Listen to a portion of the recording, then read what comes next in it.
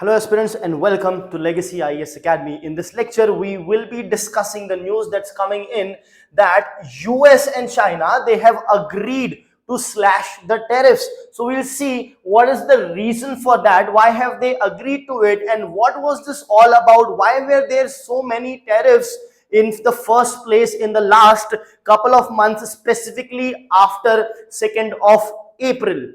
Now, having said that, at the end, we will also see who actually won the tariff war as it stands, whether it's USA or China. So let's get started. What's the news that's coming in? The news that is coming in is that whatever tariffs, the huge amount of tariffs were imposed in the last couple of months, specifically after April 2nd, have been now slashed down back to normalcy, at least for the next 90 days. So for the next 90 days, there is a pause in the tariffs that were increased by USA and China. Why do I mention USA first? Is because it was USA who first started imposing tariffs and huge amount of tariffs on China. And China, what did it do? Did it keep quiet? Absolutely not. China responded with tariffs of their own. So that is what was going on, and now there is a truce between US and China with respect to this tariff. How has that been made possible? It happened after 2 days of high level negotiation that took place between US and China in Geneva, Switzerland, subsequent to which this announcement has taken place that there will be a 90-day pause in their trade war. It had become a trade war. Why is that so? US tariff, imposed high amount of tariff on China. China retaliated, so US imposed further tariff, and then China imposed subsequent tariffs, so on and so forth, leading into the trade war. Previously, the same two countries have been in currency war as well. So very important for your exam. What is currency war? Currency war is basically when a country devalues its own currency to make their exports cheaper, and subsequent to which the other country again devalues its own currency in order to address this devaluation of the first currency. Then that leads to the start of the currency war. Now, when it came to currency war, China is usually the initiator of currency wars. So in the last currency war between USA and China, China had started devaluing and it started the currency war. But in terms of tariff, it is USA that had started and China responded. So what were the tariffs until now? Until now, what were the tariffs that were introduced? So the very first lot of tariff was for the fentanyl. Now what is fentanyl? Basically, this is a drug. Important becomes very important fact. So this is basically an opioid which is there to relieve the pain. So you can say it is sort of a painkiller is what we are talking about. So what was done? The first lot of tariff was imposed on the sale of fentanyl, which is an opioid that is responsible for thousands of deaths due to overdose in US. Fair enough, that is due to the overdose. But what is its work? Its work is to kill the pain. Now, when there is overdose of drug, of course, that can be fatal, as was in this case. Now, subsequently, I mentioned April 2 twice because on April 2, which Trump actually designated this day as the Liberation Day. Why? Because more tariffs are being imposed. On this Liberation Day, it imposed additional 34% of tariffs on China. Now, as I said, USA started imposing tariffs, so China responded. Then US imposed more, then China imposed more. So much so that the tariffs had reached the levels of 145% and 125%. 145% of tariffs imposed by USA on Chinese products, goods and services, and 125% of tariff imposed by China on the US goods and services. So that is the tariff peak of 145% on April 9th that USA imposed, and on April 11th, China responded with its own 125%. So you can see that it was around 10% in the month of February over here. But then in March, that's the first step that USA takes. The blue line is of USA. So USA increases, instead of 10, makes it 20%. Now still Chinese till April is the same, 10%. But again, After 20%, another 34% increase. So the tariff now becomes 54%. USA has imposed 54% tariff on China on 2nd of April. That's when China responds and imposes 34% of tariff. And then USA further increases to 84, China's 104, China goes to 84, USA increases to 145, China reached up to 125. That means what? That means at 145% of tariff rate, what is going to happen? $100 commodity of China in USA will be costing around $245, more than double. Now, so these were the tariffs that were imposed. Now China did one thing additional, is it, in addition to the tariffs of 125% that imposed, China also imposed some non-tariff barriers. Now tariff barriers are monetary in nature. You impose certain percentage of the cost of the product, that is in monetary terms. In addition to the monetary tariffs, China then also imposed non-tariff barriers over here. For example, non-tariff barriers includes basically licenses, the provision of licenses. We will buy from you only if you have license of such and such international organization, like that. So license can be one, quotas can be one. We will import, let's say, restrictions, import restriction.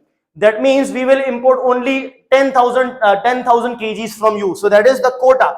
Then embargoes, for some amount you stop importing it, or import deposit. We want you to first deposit this much amount only, then you can export your goods to us. So these are the different non-tariff barriers, right? Now here, what China did is, why import deposit is also non-tariff? Because this is a deposit which will be returned, so there is no money involved with the country over here, right? Now, certain restrictions China imposed on rare earth minerals, and restrictions or investigations against multiple US companies that we will investigate and see whether you are following the environmental laws, whether you are following the human rights laws, etc., etc. These are just ways to reduce the imports from the countries that you don't want importing to your country, right? So these are the non-tariff barriers that were imposed.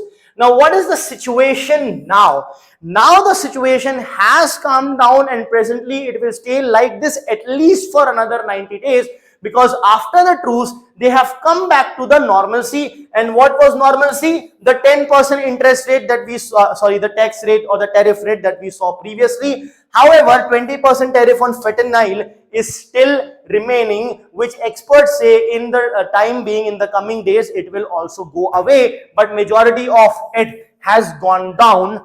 That has come down to 30% of tariffs.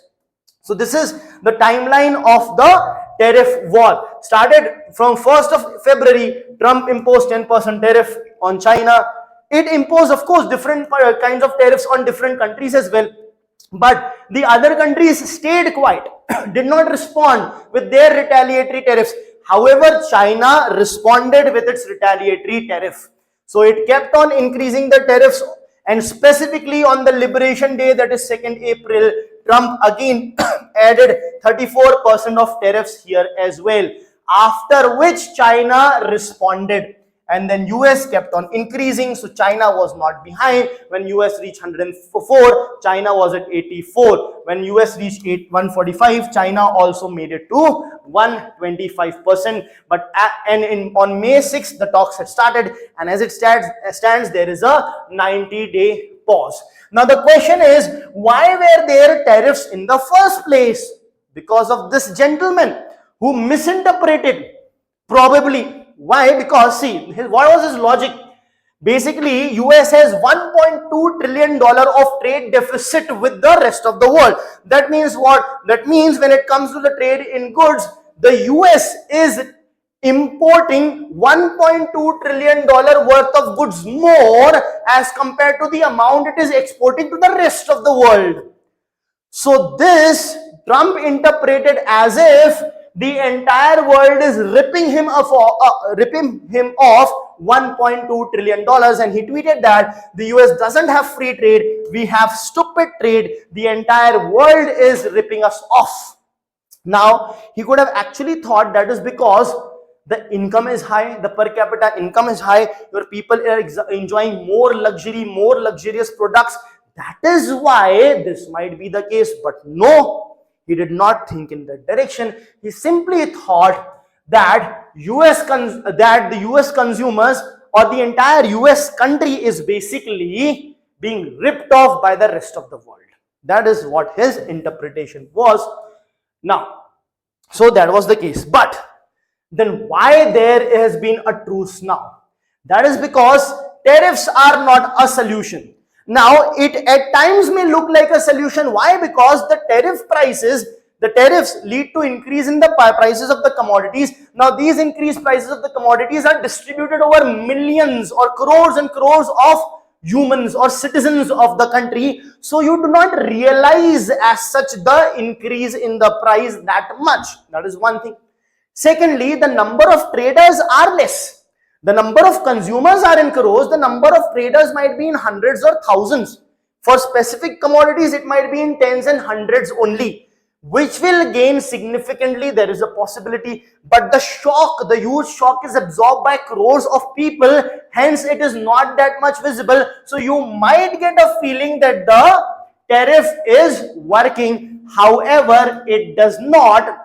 And there had been a lot of issues in US was the one facing the heat. Let us see how US economy was contracting.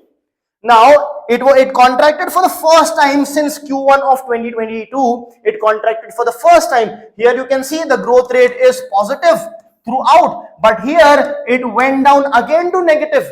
Plus, the actual tariff impact was yet to be seen, so it might have gone further down in the coming quarter. So this was one thing. Second, there could have been a possibility of stagflation.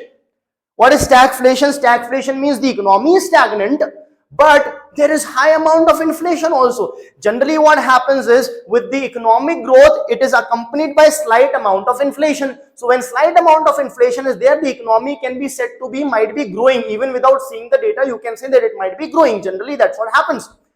But here a very specific situation was being developed, wherein the inflation was high, but the economic growth was down, stagnant, or in negative. Why is that the case? That's the case because inflation is increasing because of huge amount of tariffs which is there, and growth is not there. We have seen the economy has contracted.